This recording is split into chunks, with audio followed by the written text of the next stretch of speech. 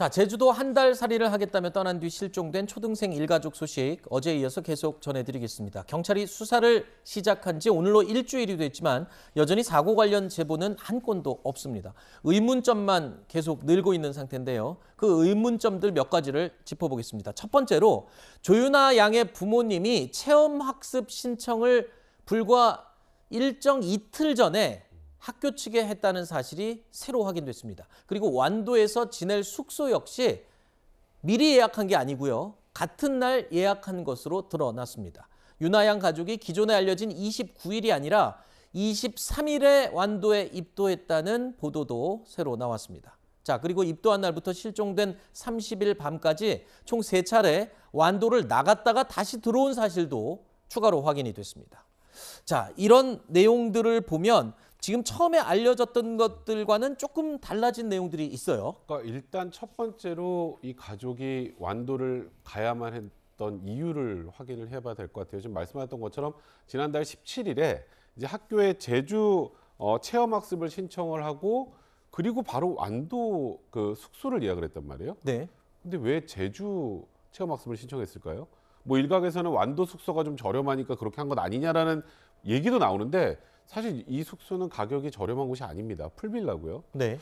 그리고 나서 또 이게 완도에서도 쭉 지내는 과정에서 하루가 또 빕니다. 그러니까 하루가 빈다는 의미는 숙박을 하다가 하루는 예약이 안 됐던 걸로 보이고 그럼에도 불구하고 다시 이 숙소로 돌아오죠. 그래야만 했던 이유. 그리고 말씀하셨던 것처럼 완도에 있는 과정에서 3번 정도 바깥에 나갔다 왔단 말이죠.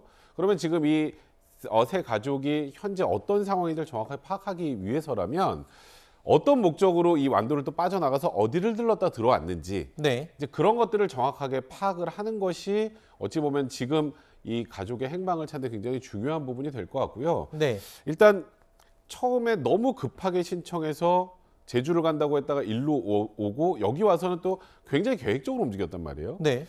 그러니까 그 이유를 그 과정을 정확하게 추적을 해봐야 네. 지금 현재 이 가족의 상황을 정확하게 알 수 있을 것 같습니다. 그러니까 진짜 체험학습을 떠난 건지 아닌 건지가 굉장히 네, 궁금점으로 남는 부분입니다. 두 번째 의문점은요. 아버지 조 씨의 휴대전화가 꺼진 장소입니다.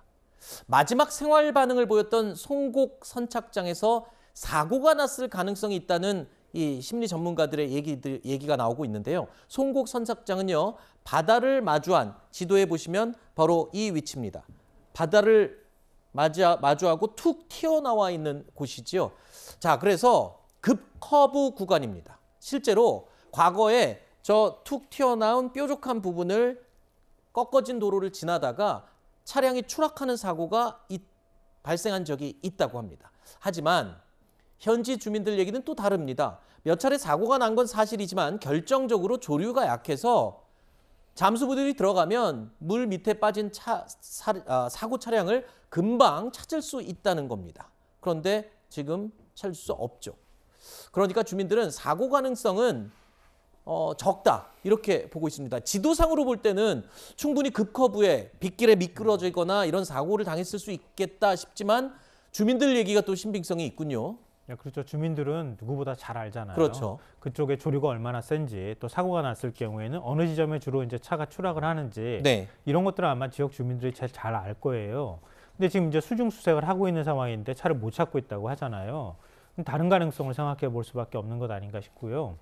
그리고 지금 휴대전화가 꺼진 시점도 각각 다 다르거든요. 네. 만약에 사고를 통해 가지고 물에 휴대전화가 잠김으로 인해서 휴대전화가 끊겼다고 하면은 거의 가족 모두가 동시에 휴대전화가 끊겨야 되는데 그렇죠. 각각 휴대전화가 끊긴 시차가 생긴단 말이에요. 위치도 다르고. 네, 이게 왜 이런 현상이 발생하는가?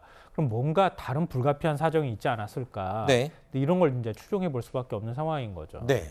선뜻 이해가 가지 않는 부분이 또 있습니다. 실종된 윤아 양 가족이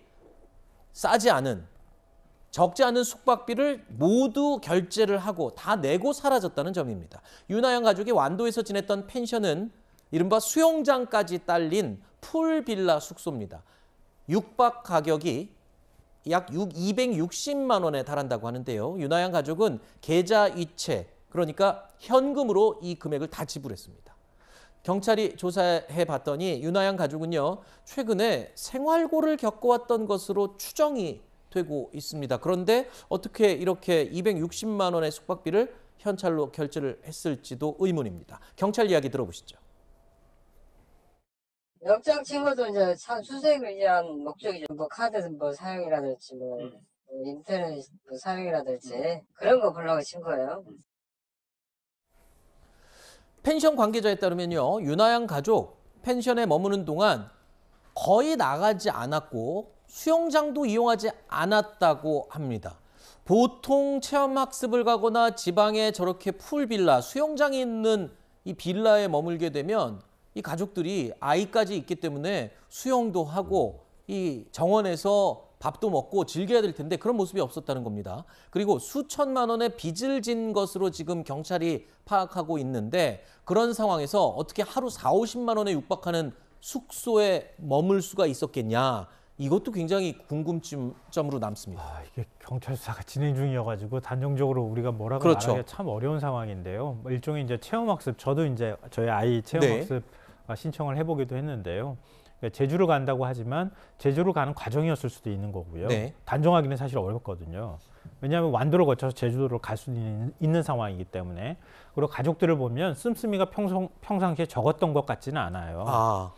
그러니까 평상시에 돈을 쓰는 것을 기준으로 해서 봤을 때 꼭 이렇게 비싼 그 빌라를 그 숙소를 빌릴 필요가 있었겠느냐, 이제 여러 가지 우리가 추측은 할 수 있겠는데 네. 이게 직접적으로 지금 실종된 것하고 어떤 관련성이 있느냐 이렇게 단정하기는 좀 쉽지는 않아 보여요. 네. 어찌 됐든 간에 뭐 예를 들면은 압수영장을 통해 가지고 금융계좌를 다 들여다봤다고는 하는데 돈이 여윳돈이 있는 상황에서 저렇게 했다고 하면 그러면 뭔가 뭐 충분히 납득할 수 있는데 여윳돈이 없는 것 같은데 저렇게 했다.